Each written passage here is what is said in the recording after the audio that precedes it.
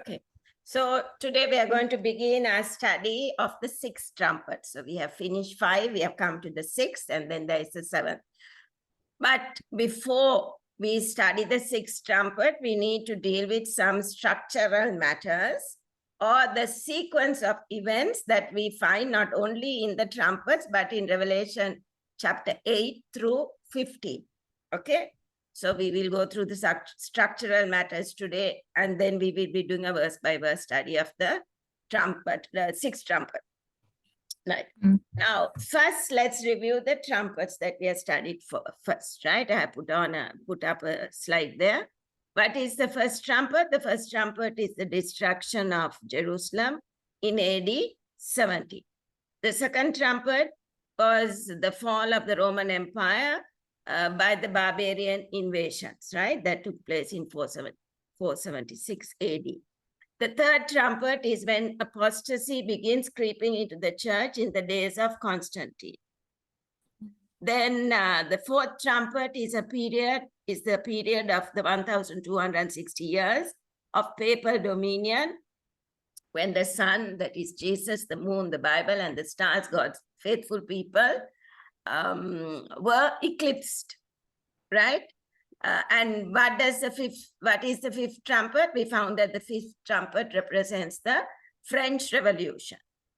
Okay, so now we are going to jump over to the sixth trumpet and go beyond the sixth trumpet to what happens right before the seventh trumpet sounds. Right before the seventh trumpet sounds, we find that probation closes. Then you have the time of trouble.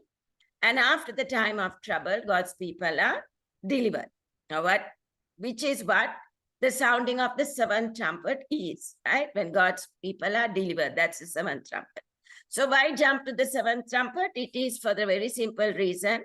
If the fifth trumpet is the French Revolution, and when the seventh trumpet is about to sound, before the seventh trumpet is about to sound, where do we place the sixth trumpet, right? It has to be between the French Revolution, that is between after 1798, and when right before probation closes. So that is clear, right? So the sixth trumpet is after 1798 and just before probation closes. Now, this is very important. The chronology is very important. The order of events is very important. So clearly, by the sequence that we have studied, the sixth trumpet falls between when the seventh trumpet blows, which is the French Revolution, that culminates, as we found, when the Pope was taken captive in 1798, and when the seventh trumpet is about to sound, right? The seventh trumpet is about to sound, which is the close of probation, right? So the events of the sixth trumpet are between this period. And this is when the little book is open, right? This period is when the little book is open, because we studied that after 1798, the little book of Daniel 8 to 12 was open, right? So now let's look at this a little bit more in detail. Right. Now, Revelation, we're going to go through Revelation 8 to 10, then we will go through Revelation 11. Like that, we will go through this sequence, right? Now, Revelation 8:12 describes the end of the fourth trumpet, which is the period of the papal dominion. Let's read Revelation 8:12. It's up there in red font. Then the fourth angel sounded, and a third of the sun was struck, a third of the moon, and a third of the stars, so that a third of them were darkened. A third of the day did not shine, and likewise the night. Okay, so this tells us that when the fourth trumpet sounded, a third of the sun was struck, a third of the moon, and a third of the stars. Now, that a third of them was darkened, not completely darkened, but a third was darkened. The third of the day did not shine. So likewise, the night. So there you have the fourth trumpet, which we studied in detail, was the period of papal dominion, right? That was the fourth trumpet. Now then let's move on to Revelation 8:13. Now after the fourth trumpet has passed, the angel announces 3 woes. Okay, we studied that as well. And then in verse 13, you have the announcement of these 3 woes. So let's read Revelation 8:13. After the fourth trumpet has passed, the angel announces 3 woes. And I looked, and I heard an angel flying through the midst of heaven, saying with a loud voice, Woe, woe, woe to the inhabitants of the earth, because of the remaining blasts of the trumpet of the 3 angels who are about to sound. Okay, so then the 3 trumpets are the last 3. The 3 woes are the last 3 trumpets. Okay, what would that be? That would be trumpet 5, trumpet 6, and trumpet 7. So the 3 woes are the last 3 trumpets, right? Now, that is clear, right? Now the 5th trumpet, 6th trumpet, and the 7th trumpet are the 3 woes, and they follow, of course, after the 4th trumpet, which was the period of papal dominion. Okay, clear. Now let's move on to Revelation 9 verses 1 to 11. This describes the 5th trumpet. Okay, so the events of the 5th trumpet are then the first woe, which is the French Revolution, right? And how do we know that? That because in Revelation 12, right? Revelation 12, we are told when the events of the 5th trumpet concludes, the text tells us that the first woe has passed, right? So that is when the 5th trumpet ends. So the 5th trumpet is the French Revolution. And when that ends, Revelation 9:12 tells us, 1 woe is past, behold, 2 more woes are coming after these things. Okay, so then we know that the 5th trumpet is the first woe, right? That is clear. It's from the Bible, right? The Bible explains that. Then let's move on to Revelation 9:13 to 21. These words contain a description of the 6th trumpet.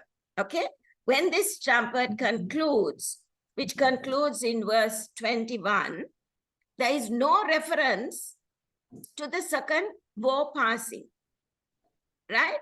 So this tells us that Revelation chapters 10 and 11 will have more to say about the period of the 6th trumpet, because Revelation 9:13 to 21 is the 6th trumpet, but then Revelation after 21, it doesn't say that the second woe is passed, like it did in Revelation 9:12 when the 5th trumpet was over. It said the first woe is over and 2 more to come, right? So then it tells us that Revelation 10 and 11 has more reference to the 6th trump, the period of the 6th trumpet, right?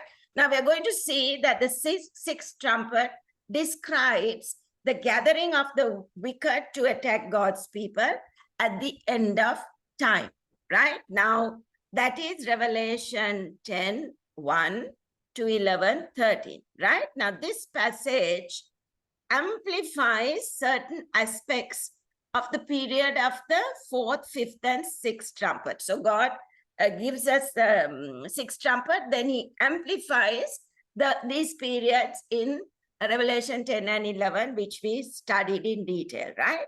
Now, Revelation 10:1 to 11, we have the gathering of the righteous, right? That is the little book episode, right? So the 6th trumpet is gathering the wicked as well as the righteous. So Revelation 10 actually gathers the righteous, right? It's for the end time crisis.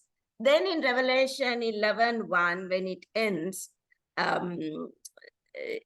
Revelation 11:1 ends with the gathering of the righteous, and it ends with the remnant.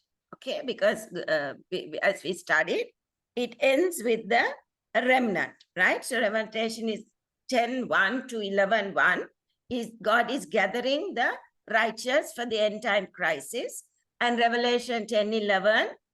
Remember, the angel comes, the sealing begins.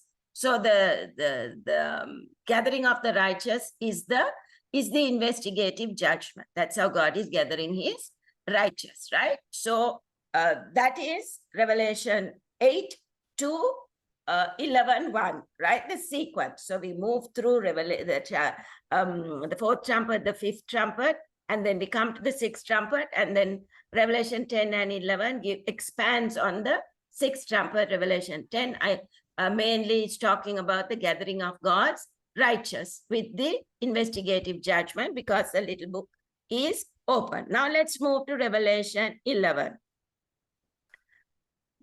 Revelation 11 then takes us back to the period of the 1,260 years, which was from 538 to 1798 AD. And that was the fourth trumpet, right?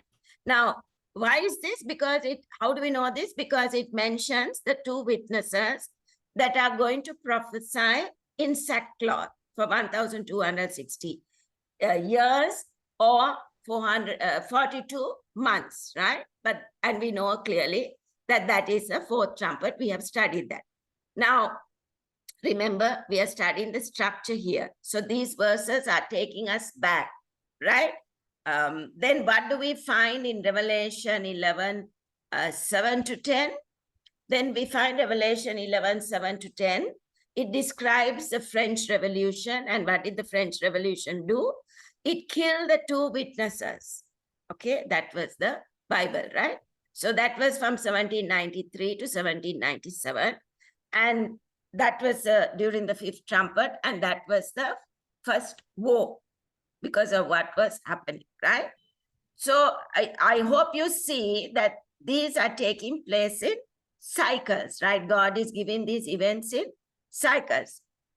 Then when we go to Revelation 11 to 12, that describes the resurrection of the two witnesses. So we find that the French Revolution killed the two witnesses. They prophesied in sackcloth. Then Revelation 11 to 5 describes the resurrection of the two witnesses after the French Revolution, right? So they no longer testify in sackcloth, but rather they enjoy great power and prestige.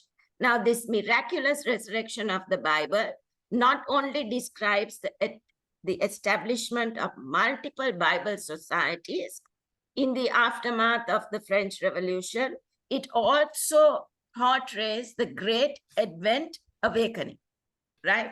When the Advent message went, when there was renewed study of Bible prophecy, because of why? Because of the opening of the little book of Daniel at the time of the end, and the knowledge of prophecy increased, right? So after 1798, we saw the little book episode was opened in heaven. And then the Bible goes out because there were multiple Bible societies that opened. The Bible was translated and it was printed. The printing press came in and the Bible was distributed to people. So they had it in their own language, right? So once again, what happened with the two witnesses that were killed in the French Revolution? Now they resurrect and they have a remnant that fear God and give glory to him. Okay. Now notice Revelation 11, 14. Now after you have the, after Revelation 14, you have a view of the wicked and you have a view of the righteous, right? So Revelation 13 introduces the two groups that will exist at the end of time. So there will be a group that is wicked, and there will be a group that fear God and give glory to him, right? And they keep the commandments of God and have the testimony of Jesus. Now, the two enemies of the two witnesses, that is the previous context, identifies the enemies as the Gentiles and the beast from the bottomless pit. Okay, we studied that.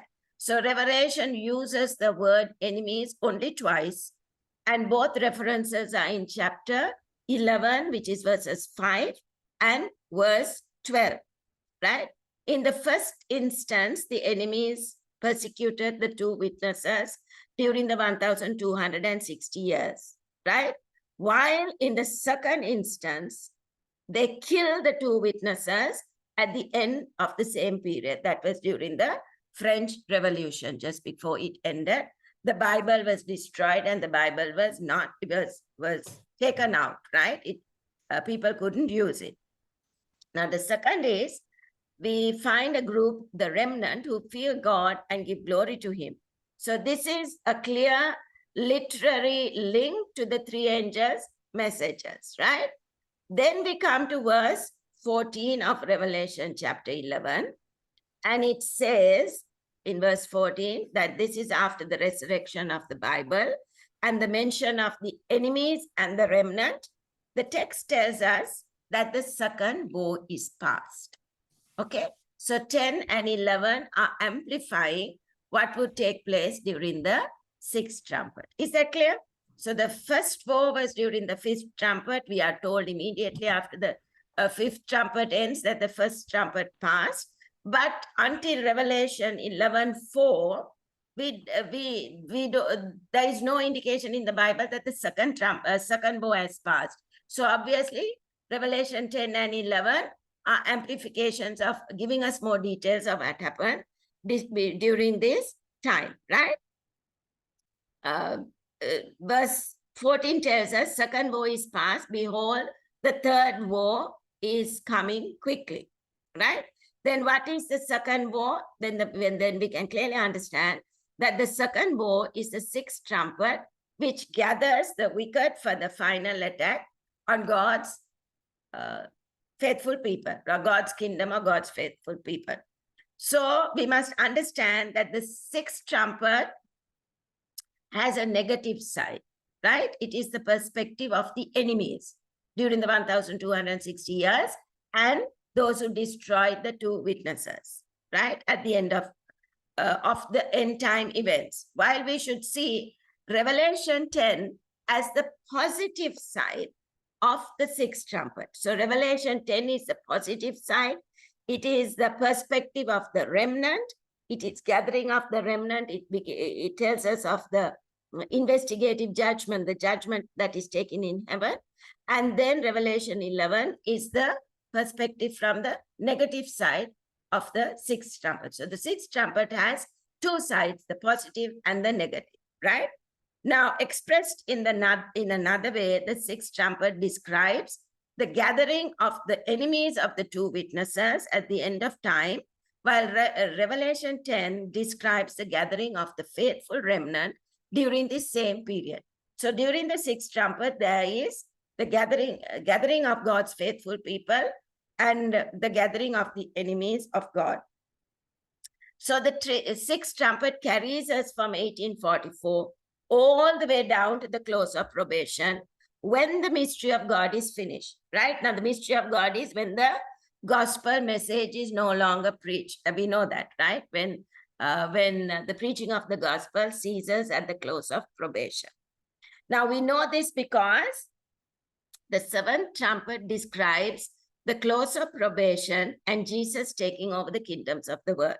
Now, Jesus taking over the kingdoms of the world is the seventh trumpet. So just before the seventh trumpet blows, probation closes, you have the time of trouble, right? And then Jesus gathering his people who have been in the investigative judgment, who have been gathered.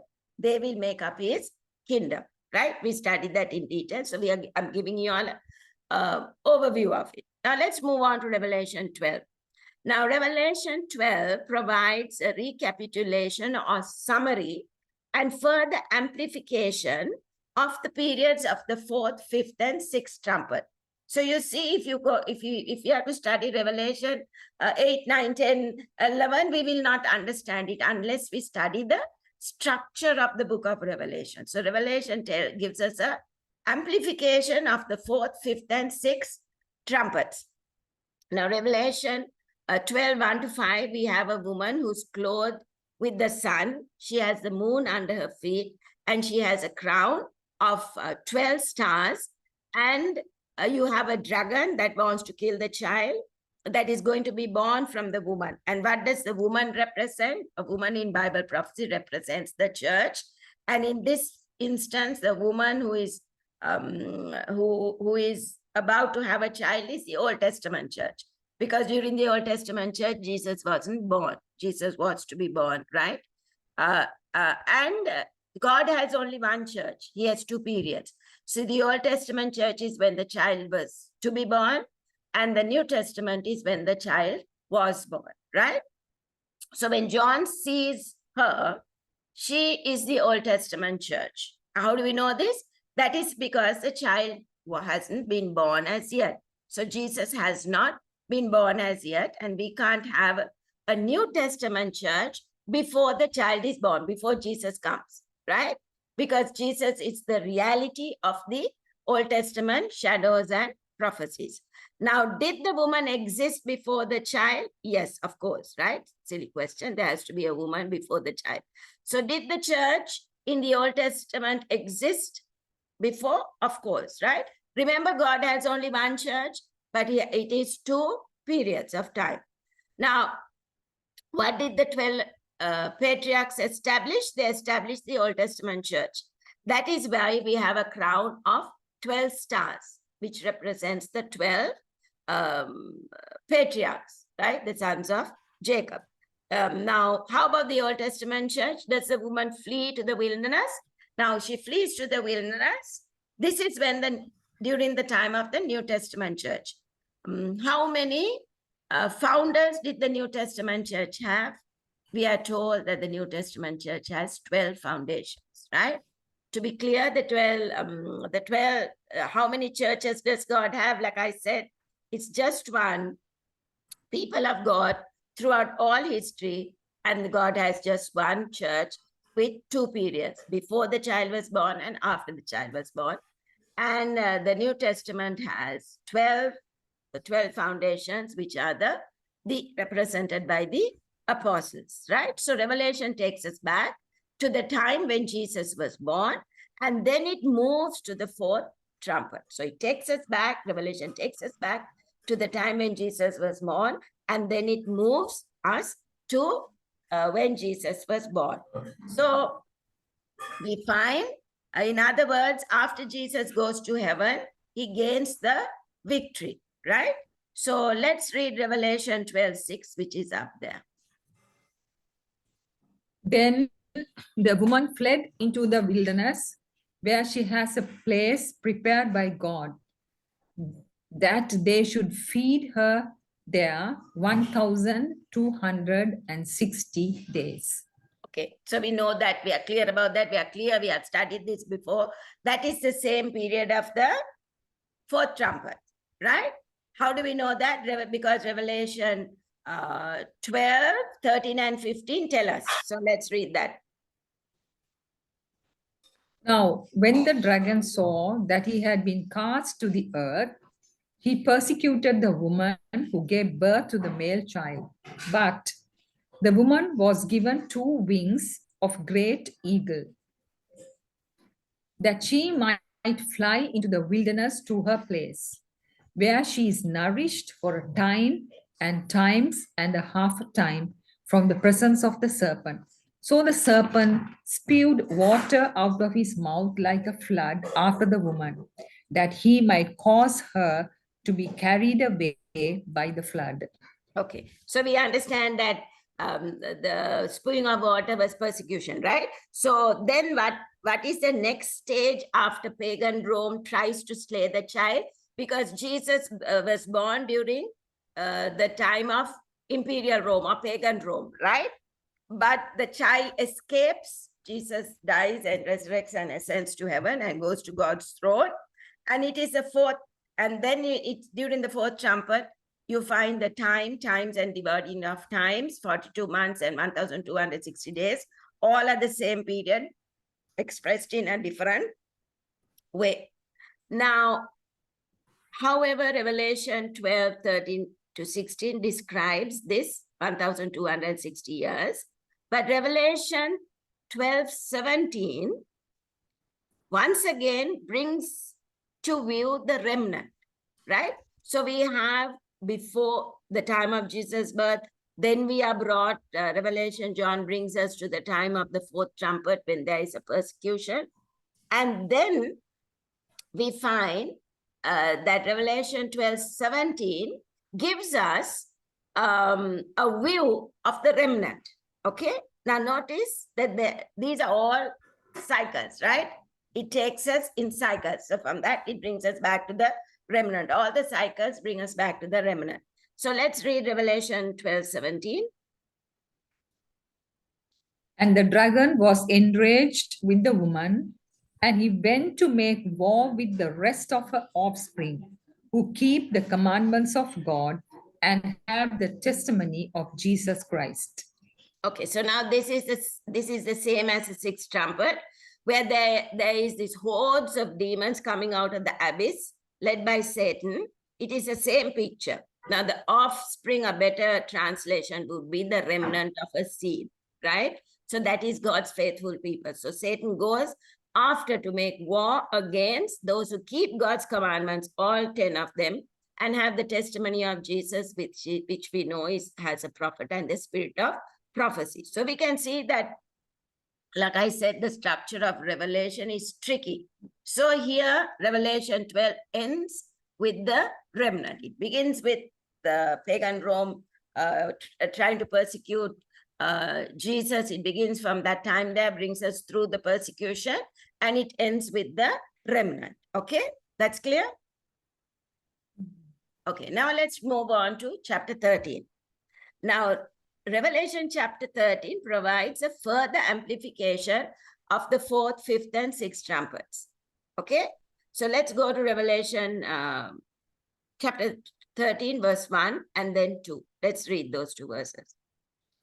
Then I stood on the sand of the sea, and I saw a beast rising up out of the sea, having 7 heads and 10 horns, and on his horns 10 crowns, and on his head a blasphemous name. Now the beast which I saw was like a leopard. His feet were like the feet of a bear, and his mouth like the mouth of a lion. The dragon gave him his power, his throne, and great authority. Okay. What does the dragon represent? Who does the dragon represent? The dragon represents Satan, right? But it's the same dragon that tried to slay the male child. Okay. We noticed in chapter 12 that the dragon that was there who wanted to slay the male child in verse 12, as we studied, as we looked at us now. So that was pagan Rome. Now it gives its power to papal Rome. So pagan Rome gives its power to papal Rome. Now Revelation, remember, Satan uses his emissaries. Satan doesn't come and try to slay. He uses his people, his emissaries on earth to do his work, right? When the slaying of the child, he used Herod to kill the children 2 years and under, right? So then he uses the papal Roman Catholic Church to persecute God's people during the fourth trumpet. So Satan uses his people, right, to do his and enact his works. Now Revelation 13, 3 to 8 provides another description of the 1,260 years, right, which we know is the fourth trumpet, when the beast persecuted the saints of the Most High, right? Notably, this is described as 42 months, thus linking it with Revelation 11:2. So we have these periods. They are described in different ways, but it's the same period, right? We have understood that clearly. We know that this is the fourth trumpet because Revelation 13:5 tells us, and he was given a mouth speaking great things and blasphemies.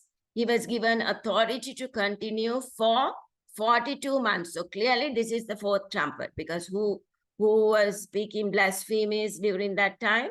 It was the little horn, right? So then Revelation 13:9, in Revelation 13:9, portrays the deadly wound that was given to the papacy with the sword in 1790.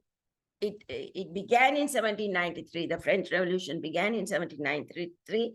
It culminated in 1798 with the General Bathier taking Pope captive, right?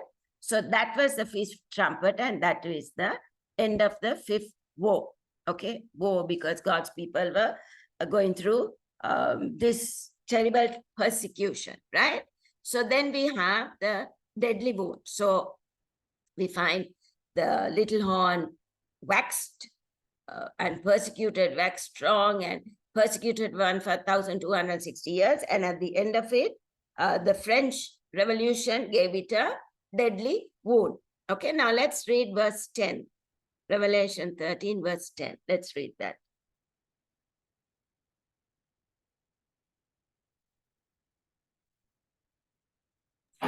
He who leads into captivity shall go into captivity. He who kills with the sword must be killed with the sword. Here is the patience and the faith of the saints. Okay, so it says there, verse 10 says, he who leads into captivity, that is the deadly wound, who gave the papacy that France, right? So that was the fifth trumpet. Now notice, you have a picture of the enemies of the end time. We have a beast that rises from the earth, who has two horns like a lamb, in Revelation 13, but he speaks like the dragon. This is during the period. Now, all this is taking place during the period of the sixth trumpet. So how do we know that? Because when we read verse 10, it's about the fifth trumpet and the deadly wound. So and it says the first woe is past. So if the fifth trumpet is past, then we are in the sixth trumpet. So this is describing this. He leads into captivity and shall go. Who leads into captivity shall go into captivity, and who kills with the sword must be killed with the sword. So this is talking about this. This is describing what is happening, that taking place during the sixth trumpet. Then I want us to notice that after it depicts the wicked who are going to try and destroy God's people, basically, what you have next, you have Revelation chapter 14, verses 1 to 5. Now, by the way, Revelation 14, verses 1 to 5 belongs to chapter 13, right? Because it's the climax of Revelation chapter 13. I think we have discussed this before. The chapter separations of Revelation the manuscripts don't have chapter breaks. So the chapter breaks were put in by the translators of the Bible. So remember we saw in Revelation 10, Revelation 11:1 belonged to chapter 10, right? That was the culmination of chapter 10. Just like that, Revelation 13, the culmination of 13, is Revelation 14, 1 to 5, because it's the culmination of chapter 13. How do we know that? Well, we know that because when Revelation 13 ends, you find that this beast from the earth forbids buying and selling. He gives the mark of the beast. He kills those who don't worship the image. And so when chapter 13 ends, one might ask, was anybody faithful? Did everybody follow the beast and receive the mark? And the answer to that is found in Revelation 14, 1 to 5. It tells us that there is going to be a group that's victorious. And what is that group called? That group is called the 144,000. So this entire cycle ends once again with the remnant. Remember, we saw Revelation 12 ended with the remnant. So all these cycles end with the remnant. So Revelation 4, 1 to 5 is the climax of Revelation 13. After the beast causes his wound is healed and he brings in these sanctions, is there anybody who is on the Lord's side? Yes, Revelation 14, 1-5 tells us that there is this group that is the 144,000 who are God's faithful people. Okay, is that clear? Now let's move on to Revelation chapter 14, 6-12. Now this is going to be a new cycle, right? The next cycle is Revelation 14, 6-12. Now, the fourth and fifth trumpets have faded from view, right? The 1260 years have faded. Yeah, they're into history. Then the French Revolution has gone into history. Now the emphasis falls on the message that the remnant will proclaim during the time when the sixth trumpet is blowing. Okay, so the climax of chapter 13 is the remnant. That God has his group who haven't bowed their knee, who don't worship the beast. And during the sixth trumpet, while the sixth trumpet is blowing, that is when now, right? We are living when the sixth trumpet is blowing.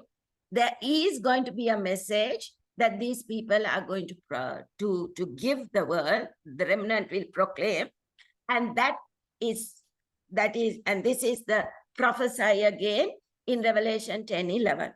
Okay, so Revelation 14, 6-12 takes us back in time to the moment when the three angels, now we are in the future, right? Revelation 14, 6-12 happened after 1798. It was during the in 1840s, right? So it takes us back to the moment when the three angels' messages were proclaimed to gather God's people to God's side. Why? Because God was going to measure. The investigative judgment was about to start, and God was going to gather his people, right? So for the gathering, he was sending out this calling. So the purpose of the three angels' messages is to gather as many as possible in the world onto God's side. So that is why we have to give the three angels' message. Now, what trumpet is that? Revelation 14 begins with the sixth trumpet, right? So we are just seeing a picture of the wicked. Now there is a picture of the righteous. So you have the sixth trumpet, the gathering of the righteous for the final battle. Then Revelation 14, 19, right? Revelation chapter 14, verses 19. We have the close of probation. Okay. Now, when the two groups are completed, when they have been gathered to each side, the investigative judgment is over. God has identified who his faithful people are. The rest are obviously on the side of the wicked. The two groups are complete. Then this happens when the seventh trumpet is about to sound. It hasn't sounded, but it's about to sound. The harvest of the earth and the grapes of the earth are ripe, right? The remnant is in spiritual Jerusalem, and we know that spiritual Jerusalem is the church, while outside the city are the enemies who are intent on destroying the remnant, right? Now, the background to all of this is found in Joel chapter 3, which we are not going to get into today. I think we have done it before. Now, then we see Jesus is seen sitting on a cloud with a sickle in his hand to harvest the earth. Then we get the picture of Jesus coming, riding a white horse with a sickle in his hand. A sickle is to harvest, right? So first he harvests the righteous, then he harvests the wicked, and then he throws the wicked into the winepress. This is speaking about the work of separation in the judgment, right? Which is taking place when? During the sixth trumpet, right now, right? Because we are in the sixth trumpet. And after everyone has made decisions for which side they want to be in, everyone is divided into the two groups. We find that the mystery of godliness stops. That is the close of probation, because there's no need to preach the gospel anymore. The world has polarized into two groups, right? Then verse 20 gives a very interesting detail, right? Verses 17 through 19, you have the harvesting of the righteous and the harvesting of the wicked. And then we have verse 12. Now remember, we studied about the winepress right? The winepress is for the wicked. Let's read Revelation 14, verse 20. And the winepress was trampled outside the city, and blood came out of the winepress up to the horse's bridle for 1,600 furlongs. Okay. Now, which city, Jerusalem, is this talking about? Remember, we studied this before. What is Jerusalem before the second coming of Jesus? Jerusalem is the church. Okay, remember that, right? We did this before. So it says that, and the winepress where the wicked are gathered was trampled outside the city. What are the wicked doing outside the city? Why did they come there? What did they come there for? They came to destroy those who are inside the city, God's faithful people inside his church. But what happens when they are going to do that? It says, and blood came out of the winepress. Remember, this is symbolic language, right? By the way, what does blood, why does blood come out? Because the grapes are going to be trampled by the armies of heaven. The armies of heaven are the angels, right? It says, and the blood came out of the winepress up to the horses' bridles for 1,600 furlongs. So here you have the horses trampling, which symbolizes that they are trampling on the wicked. What event is this is being described here? This event that is being described is the second coming of Jesus. And this is really going to happen, right? So when Jesus comes, we know the dead will, the wicked will die, right? The righteous will be taken to heaven, but the wicked will die. That is what it symbolizes, trampling in the winepress, right? Because when Jesus comes, all the wicked, there will be no one alive on earth. Jesus will take his faithful to heaven, okay? Now let's move to Revelation 19. So to destroy the wicked and to save his people at the seventh trumpet. Okay. Now, Revelation 19:11, we now are going to find out who the horses are and why the garments of Jesus are stained with blood. Of course, I told you. Let's read Revelation 9:11. Now I saw heaven opened, and behold, a white horse, and he who sat on him was called Faithful and True, and in righteousness he judges and makes war.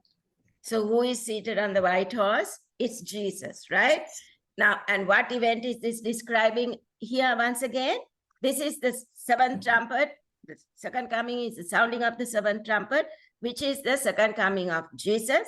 And he's coming to take over his kingdom or marry his bride, which is his faithful people. Okay? Now, Revelation 19:12 to 13. Let's read that also.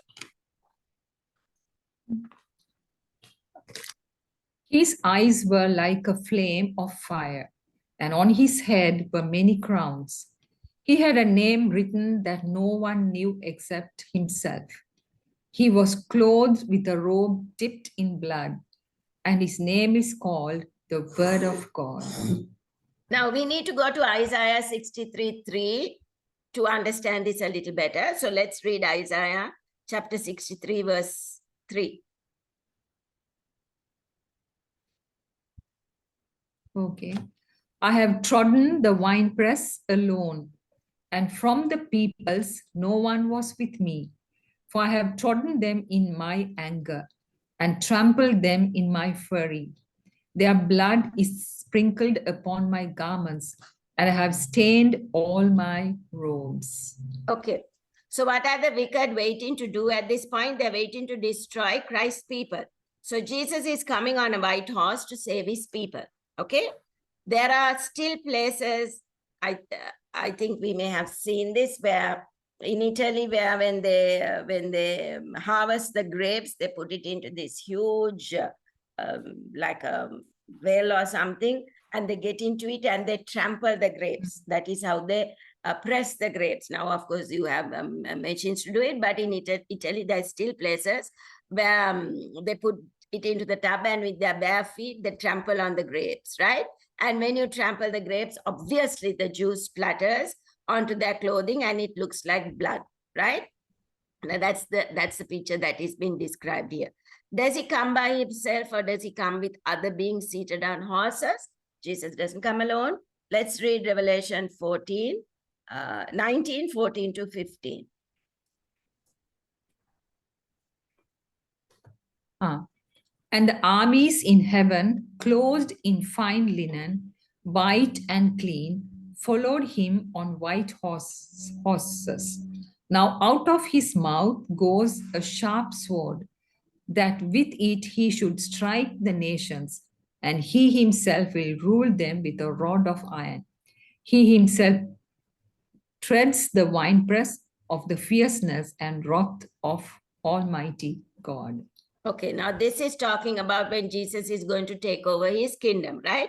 Now, when this passage contains the gathering of the righteous during the sixth trumpet, that is during the three angels' messages. Do the wicked reject the three angels' messages? Yes, they reject the three angels' messages, right? So one group accepts the messages, the other group rejects it. And a result, what happens with is in the judgment, the decisions that are made by the decisions that individuals make, you have two groups. And what does Jesus do? He performs the final work of judgment, of separating the harvest of the earth from the grapes of the earth. And what happens just before the seventh trumpet sounds? The seventh angel sounds the seventh trumpet. Jesus is coming to take the kingdom. That's the seventh trumpet. So the second coming is the seventh trumpet, right? But it doesn't end there. It ends with the remnant. Jesus takes the remnant. So the sixth trumpet is what we are in.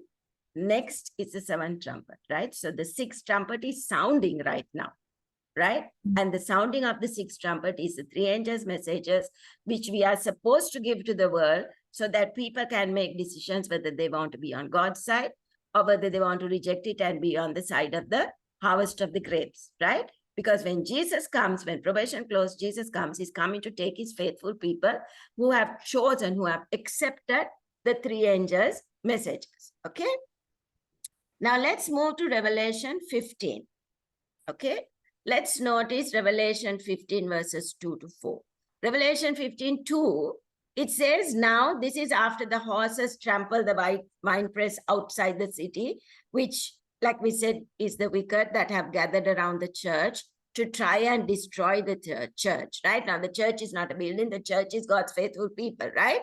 They are those who have accepted the three angels' message, right? So remember, the church is God's faithful people who have been harvested after who have accepted three angels' message. So let's read Revelation 15 verses 2 to 4. And I saw something like a sea of glass mingled with fire, and those who have the victory over the beast, over his image and over his mark, and over the number of his name, standing on the sea of glass, having harps of God. They sing the song of Moses, the servant of God, and the song of the Lamb, saying, great and marvelous are your works, Lord God Almighty. Just and true are your ways, O King of the saints. Who shall not fear you, O Lord, and glorify your name? For you alone are holy. For all nations shall come and worship before you, for your judgments have been manifested. Okay, so if you all saw a pattern here, does the entire series end once again with the remnant, right? So you see each cycle that we have been discussing in these chapters, it ends with the remnant. So Revelation 10,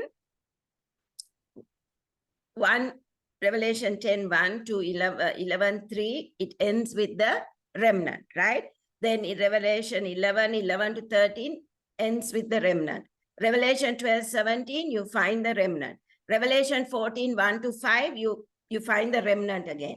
And then Revelation 15, 2 to 4, you find the remnant. Unless we know the structure, we are going to be so confused that it will be worse than Confucius, right? So we need to study the structure of Revelation to understand it, right? So Revelation 10, 1 to 3, Revelation 11, 1 talks about the remnant, right? 11 to 13, once again about the remnant. Revelation 12, 17, about the remnant. Revelation 14, 1 to 5, remnant. And Revelation 15, 2 to 4 talks about the remnant. Now, in light of what we have studied, let's review the sixth trumpet, right? Revelation 9, 13 to 21 is a vivid description of the gathering of the wicked by Satan, right? Satan's three symbolic angels for the final battle against God's remnant, right? This final gathering, which began in 1844, will intensify until the close of probation, okay? Now, with whom did it begin? It began with the dead. The judgment began with the dead, and it is going on right now. So it's still the judgment of the dead, right? It will end with the final remnant that are going to be alive at the time of the end, right? Then immediately before the close of probation, right? When the seventh trumpet is about to blow, when the seventh angel is about to blow his trumpet, Satan will bring about a great counterfeit Pentecostal revival, right? Revelation 13:13 tells us this. The purpose of this revival will be to preempt and counterfeit the genuine revival that will take place when? At the outpouring of the latter rain and the loud cry, which we find in Revelation 18, right? So Satan brings this counterfeit before the loud cry and the latter rain, right? So it will gather this counterfeit, this revival will gather the wicked into one body. Now that's what the sixth trumpet is describing, right? We will discuss the sixth trumpet verse by verse next week so that we will be able to see this more clearly, right? Now, inspiration tells us that the false prophet or apostate Protestantism will even make fire come down from heaven, right? The Bible tells us that, right? And that will be in the sight of men. Now, that a miracle that parodies the falling of fire from heaven in the days of Elijah. So Satan will bring all these miracles, right? And the manifestation of tongues of fire on the day of Pentecost. So he'll bring down fire from heaven, okay? Now, this gathering of the wicked during the sixth trumpet is further amplified as we saw in Revelation 12, 13, 14, and 16, 13 to 16, right? Now, this is a false Pentecost. In other words, the gathering of the wicked during the sixth trumpet. So for the people to know, that is why we have to give the three angels message so that they will make educated decisions for eternity, right? It further amplifies, and we just covered this, Revelation 12:17, the dragon was what? Angry with the woman. Then in Revelation 13:11, the false prophet persecutes God's people, okay? Then in Revelation 14:20, the wicked gather around the holy city, the church, to destroy God's people. And a passage that we haven't yet looked at, Revelation 16, verses 13 to 6, right? Now, immediately after the conclusion of the gathering of the wicked during the sixth trumpet, this is Revelation 9:21, we found that chapter 10 presents the flip side by going back in time to describe the global gathering of the righteous by the message that comes forth from the little book, okay? We know that this is the judgment hour message, which began with the events surrounding 1844, right? It is global because the angel places 1 foot on land and 1 foot on the sea, right? We studied this in detail. So this is just a summary. Now, this gathering of the righteous by the messages that come forth from the little book is further amplified in Revelation 14, 6 to 12, which is the prophesy again of Revelation 11, 10, 11, right? So the prophecy again is a 3 angels' messages with better understanding after the disappointment of 1844. Now, in the midst of Satan's counterfeit revival, okay, God will bring about a genuine revival of primitive godliness among his people. This message is known as the message of the fourth angel, who brings the final latter rain or the loud cry. It is found in Revelation 18, 1-4. The revival of the Holy Spirit of God's remnant, right? The gathering of both the righteous and the wicked is further described in the harvest scene, which we just spoke about in Revelation 14 to 20, right? So which revival comes first? Remember, we need to understand the sequence. The revival of the wicked, and that's during the sixth trumpet, right? Then when God's revival is about to start, that is when the loud cry and the latter rain, the angel comes with power, with the loud cry and the latter rain, to give the final call for God's people, right? So first comes the counterfeit. Now let's do a quick structural summary again. Revelation 19, 13 to 14, 20. Revelation 9, 13 to 21. This is described in the sixth trumpet. The gathering of the wicked from 1844 till the close of probation. Then Revelation 10, 1 and to Revelation 10, 11 is the gathering of the righteous from 1844 till the close of probation. Revelation 17 and Revelation 13, 11 to 18 is the gathering of the wicked before the close of probation. Revelation 12, 17, the dragon was wroth with the woman and went to make war with the woman. That war is amplified in Revelation 13. The war that the Revelation 12, 17 is talking about is amplified, given a great amplification and expansion in Revelation chapter 13. Then Revelation 14, 6 to 12 is the gathering of the righteous before the close of probation. And then Revelation 14, 14 to 20, the wicked and the righteous have been gathered inside and outside the symbolic city, spiritual Jerusalem, right? So God's faithful are inside his church.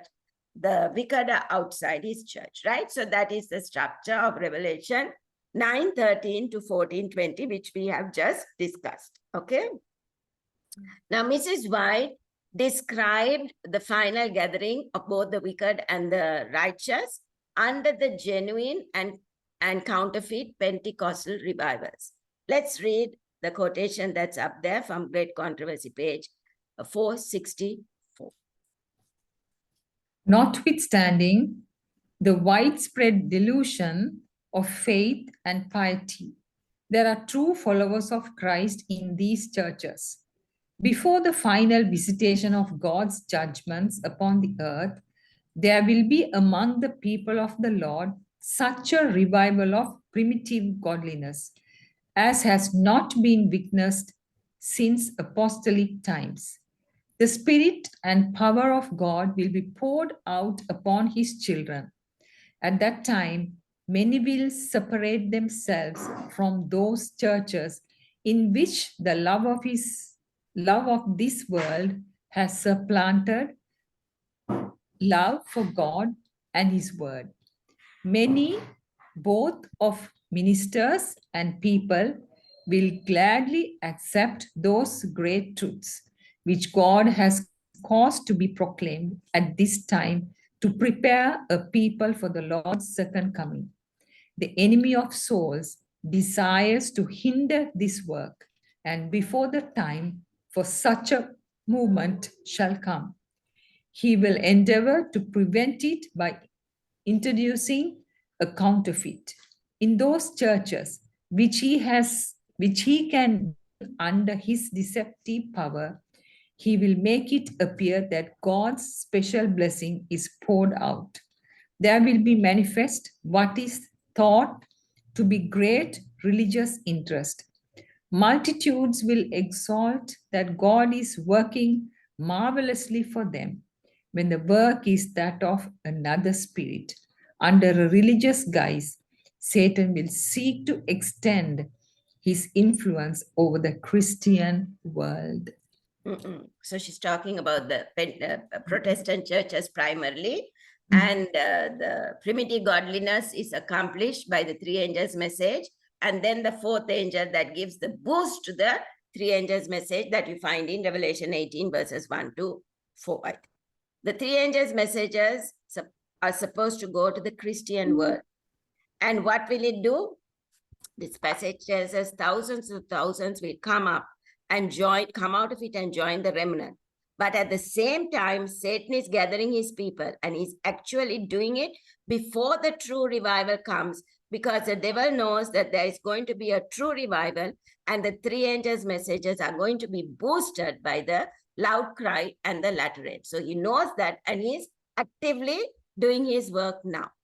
Okay.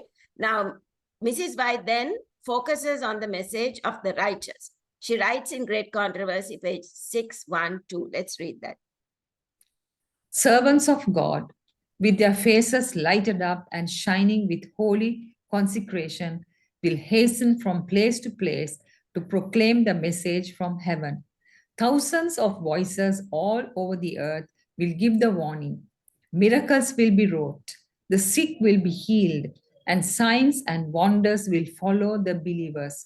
Satan also works with lying wonders, even bringing down fire from heaven in the sight of men. Thus, Revelation 13:13, thus the inhabitants of the earth will be brought to take their stand. So the three angels' messages that have been preached now will be given a boost, right, by the loud cry angel, right? And this divides the world into two groups, of the harvest of the earth or the harvest of grapes. Okay. Now let's go to and read Revelation 6:12 to 16. The relevance of Revelation 16:12 to 16. Okay. Then the sixth angel poured out his bowl on the great river Euphrates, and its water was dried up, so that the way of the kings from the east might be prepared. And I saw three unclean spirits like frogs coming out of the mouth of the dragon, out of the mouth of the beast, and out of the mouth of the false prophet. For they are spirits of demons, performing signs which go out to the kings of the earth and of the whole world to gather them to the battle of that great day of God Almighty. Behold, I am coming as a thief.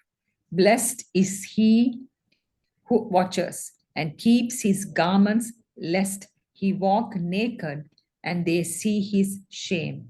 And they gathered them together to the place called in Hebrew Armageddon. Okay, so now we are to understand that Revelation 16:12 to 16 is an enlargement or expansion of the sixth trumpet, which we found in Revelation 9, verses 13 to 21, right? Now, Revelation 16:12 is describing the sixth plague, right? It's an amplification of the sixth trumpet. The sixth plague is after probation closes. So how can we say that it's an amplification of the sixth trumpet? Well, that's what we are going to pursue now. That's what we are going to find out now. Because Revelation 16:12 to 16, not everything in there in these verses are in chronological order, right? Now, there are two facts that link the two passages together, right? That is the sixth trumpet found in Revelation 9:13 to 21, and the sixth plague, Revelation 16:12 to 16, right? The first is the reference of the river Euphrates, okay? Both in the sixth trumpet and the sixth plague mention the river Euphrates. So there must be some kind of connection there, right? Because both the trumpet and the plague reference the river Euphrates. These are the only passages in the book of Revelation that mention the river Euphrates by name. So that there has to be a significance there. The second is the reference of evil spirits that are released to the whole world to gather the wicked against the remnant. However, we will notice that Revelation 12, 13 to 15 strongly alludes to this, right? So in order to understand the relationship between the two verses, that is Revelation 9, 13 to 21, and Revelation 16, 12 to 16, we must go back to Revelation 12 to get a little historical context, right? Now, Revelation 12, 13 to 15 tells us, remember that the dragon spewed water out of his mouth like a river with the intention of drowning God's faithful remnant during the 1,260 years of papal persecution. And that was during the fourth trumpet, right? So let's read Revelation 12, 13 to 15 so that we can understand this better. Now, when the dragon saw that he had been cast to the earth, he persecuted the woman who gave birth to the male child. However, the woman was given 2 wings of a great eagle, that she might fly into the wilderness to her place, where she is nourished for a time and times and half a time, from the presence of the serpent. So the serpent spewed water out of his mouth like a flood after the woman, that he might cause her to be carried away by the flood. Okay, so now once again, just to briefly explain this, the woman represents the New Testament church. Why? Because the child has already been born and gone to heaven. Okay? The serpent and the dragon are the same, right? The same ancient serpent and dragon, who is the devil and Satan. Revelation 12, 7 and 9 tell us that. Now, what does the water represent? It represents multitudes, nations, tongues, and people. Okay? That is the Bible tells us. What power is persecuting here? Satan. He is the dragon, but what instrument is he using? He's using the papacy, right? How do we know that? Because it mentions times, and dividing of times. So that has to be during the fourth trumpet. The time period is during the fourth trumpet. And it was the papacy that was who had dominance during that period, right? So that is how we understand it. Now, what are the waters with which the dragon wants to drown the woman during the fourth trumpet? Let's go back to the book of Joshua, chapter 24, right? And get context from there. And we are going to read several verses there. We are going to read Joshua 24, 2 and 3. Then we'll read 14 and 15. So let's, these verses refer to the river Euphrates, right? They refer to the river Euphrates as a flood. Now remember, 12:13 talks about like a flood after the woman, okay?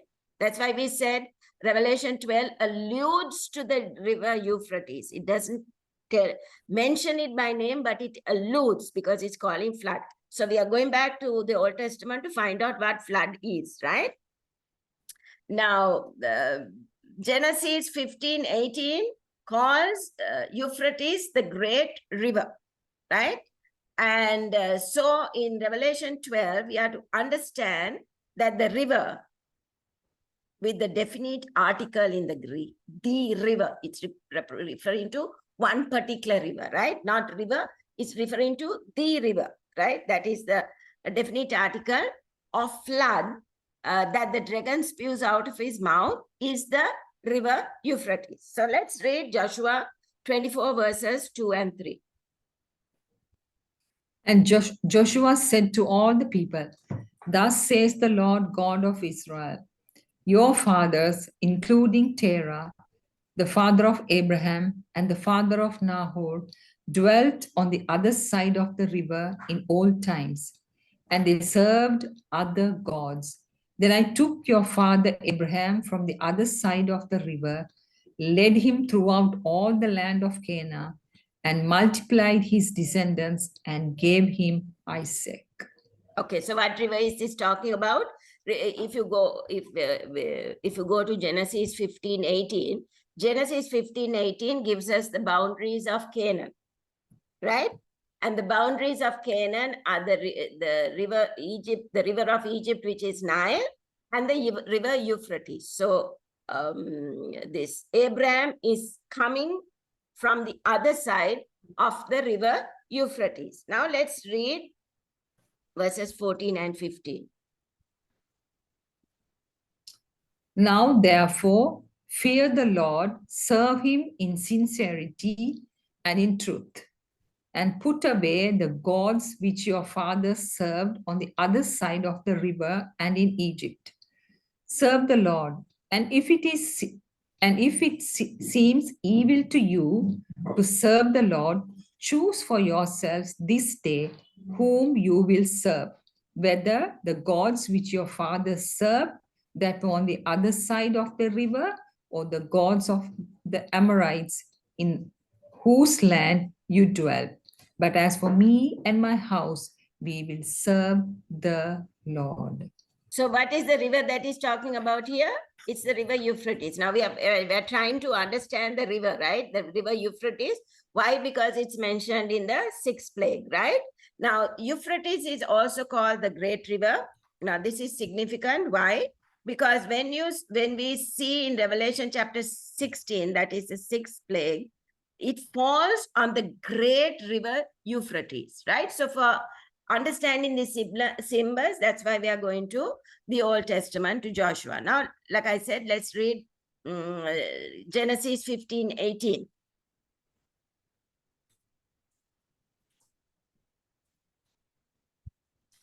On the same day, the Lord made a covenant with Abraham, saying, to your descendants, I have given this land from the river of Egypt, the great river, the river Euphrates. Okay, so the river Euphrates is referred to as the Great River. This is telling us the boundaries of Canaan, right? So what is Egypt's river? Once again, is the Nile, right? So what is the river Euphrates? It is referred to as the Great River, right? So in Revelation 12, the river is symbolic. The waters are symbolic, right? So what do the rivers represent? They represent peoples that Satan uses to try and kill the woman or try and destroy the church, right? Now let's go to Isaiah chapter 8, verse 7 and 8, where the Old Testament gives us the concept that the rivers represent armies that are intent on destroying God's people. Now we have identified that the great river is Euphrates. Now we are going to identify that rivers represent armies that are intent on destroying God's people. Now in this verse, Isaiah 8:7, here the king of Assyria is invading the land of Egypt, okay? The land of Israel, sorry. And he is compared to the flooding of the river Euphrates. This is Sennacherib, the king of Assyria, who is now invading the Holy Land. He comes to the city of Jerusalem and the water is swirling up to the neck of the city. Now, this is all symbolically speaking. Let's read that and see. Now, therefore, behold, the Lord brings up over them the waters of the river, strong and mighty. The king of Assyria and all his glory. He will go up over all his channels and go over all the banks. He will pass through Judah. He will overflow and pass over. He will reach up to the neck, and the stretching out of his wings will fill the breadth of your land, O Emmanuel. Okay, a little bit of explanation there. Which river is this? It's speaking about the river Euphrates, right? What are the mighty and strong waters here of the Euphrates? It is the king of Assyria in all his glory. So a king's glory is his might, right? His military might, so his armies. What did the waters represent? It represented the king of Assyria with his armies. And what is he being compared to? Like it says, overflow and wings. Wings represent the rivers overflowing the banks. So if you see a river flowing, it's like a snake and like a dragon. And when it overflows, it goes out of its banks. That is what the wings represent, right? Mm-hmm. So the wings are compared. He's being compared to a flooding river. So his armies are in full flood force, right? and it's up to the neck means pretty close to drowning, right? Up to your neck means you're pretty close to drowning, and it is overflowing, right? So he has powerful armies. Now remember that, because we are going to go to Revelation 12 again, right? Now there are a couple of interesting details that I want us to notice. In Revelation chapter 12, verse 15, it says, let's read Revelation 12, verse 15. So the serpent spewed water out of his mouth like a flood after the woman, that he might cause her to be carried away by the flood. Okay, now this is an interesting detail for us to understand. If you read the King James Version, Joshua 24 says, what? The flood, right? And what is the flood? The flood, Joshua is referring to the flood as the river Euphrates. And it's the great river Euphrates, right? Like we found out from the text. Now, all the Greek word translated flood and river in the New Testament are the same. Many contemporary Bible versions have seen the relationship between the flood and the river, and thus they use them interchangeably, right? Let's notice just one example. This is the New English Standard Version. Let's read that and see. The serpent poured water like a river out of his mouth after the woman to sweep her away with a flood. Okay, so they use river and flood interchangeably, right? So remember once again, there is a definite article in the Greek, the river, okay? A flood that the dragon spews out of his mouth is the river Euphrates, right? Incidentally, the word river and the word flood is used here as the same word, right? The Greek word that is used here is the same word that is used in the parable of the wise man and the foolish man built his house upon the rock, and the rains came down and the floods went up. So, right? So that's what happens with the foolish man. It says the floods came. It's the same word as river. Okay? So the floods came and the foolish man's house went bang upon the sand, right? Now here in Revelation 12, it is speaking about the overflowing of the river Euphrates. Remember, these are all symbolic, right? Even though it is not mentioned by name, right? It is alluded to. And what is the intention of the river Euphrates? It is to drown the church during the period of the fourth trumpet. So that is why this long, intense persecution was there. It was this river spewed out to drown God's people, like a river in flood. It comes up to your neck almost, you know, to kill you. Now, who comes to the rescue? Who comes to the rescue? Revelation 12:16 gives us an answer.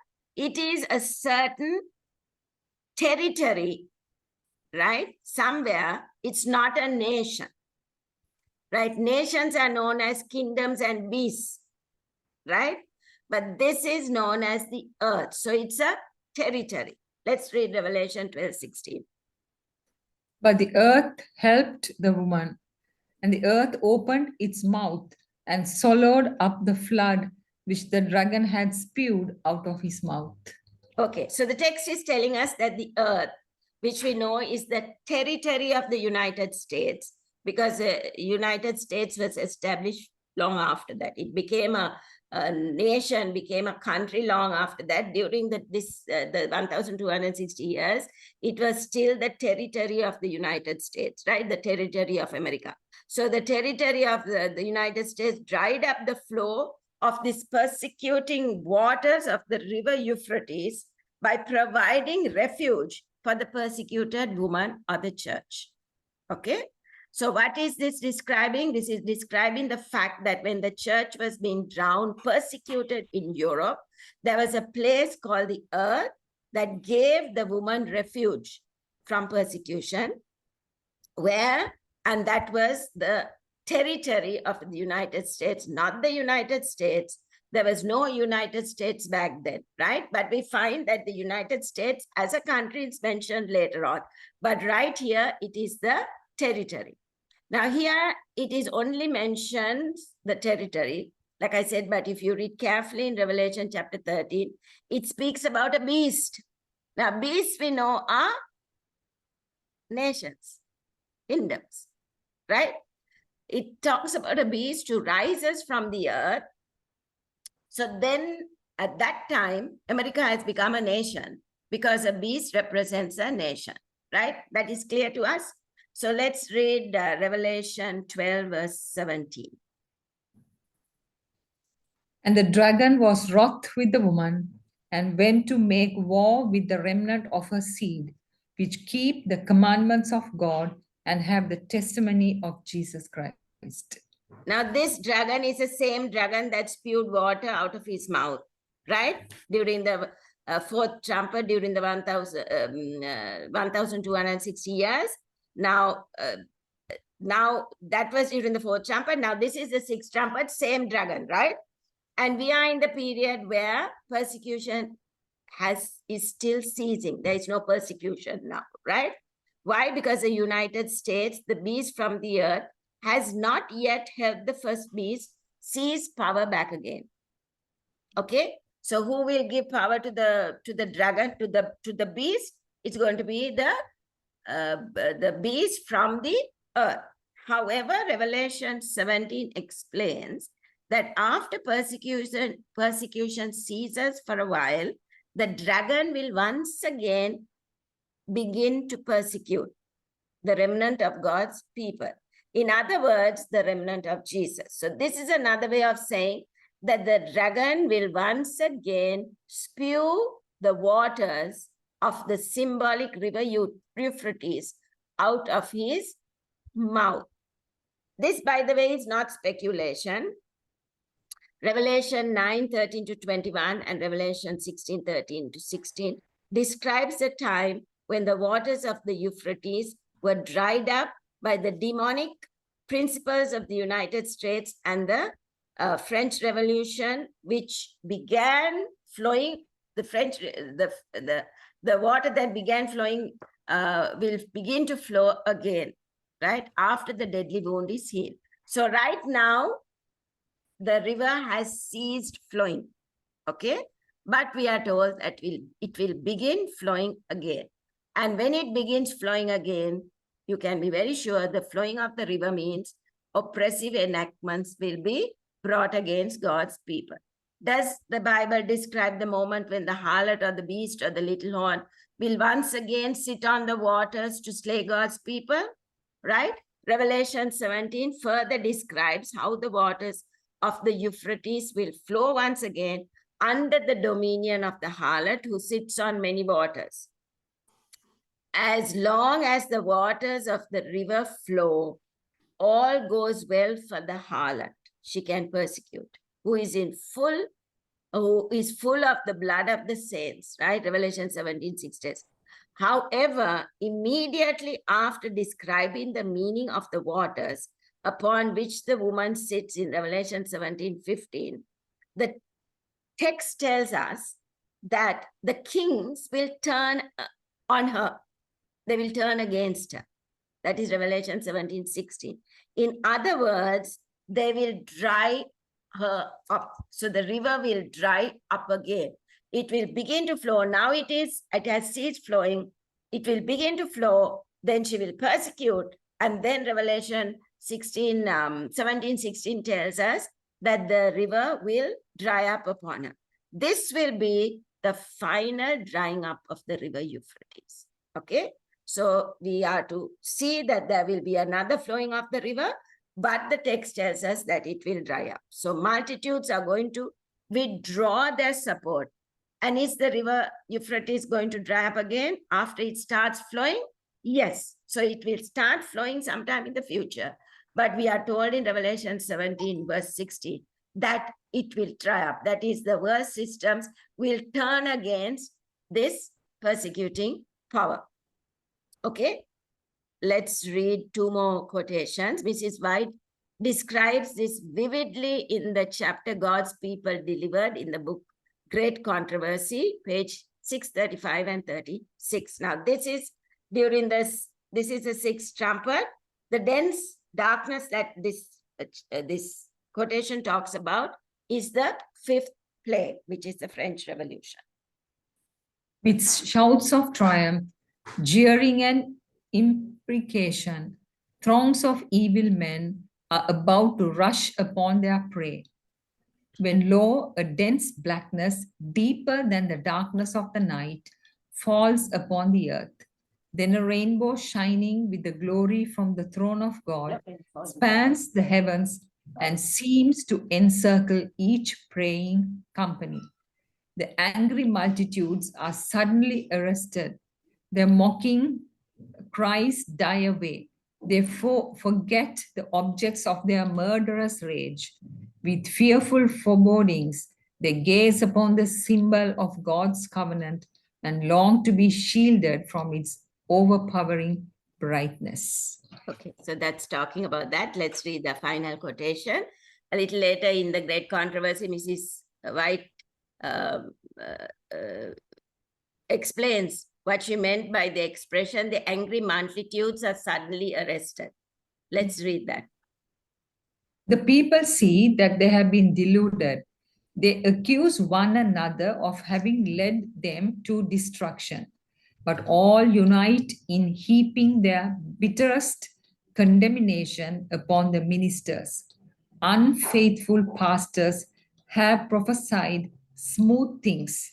They have led their hearers to make void the law of God and to persecute those who would keep it holy. Now, in their despair, these teachers confess before the world their work of deception.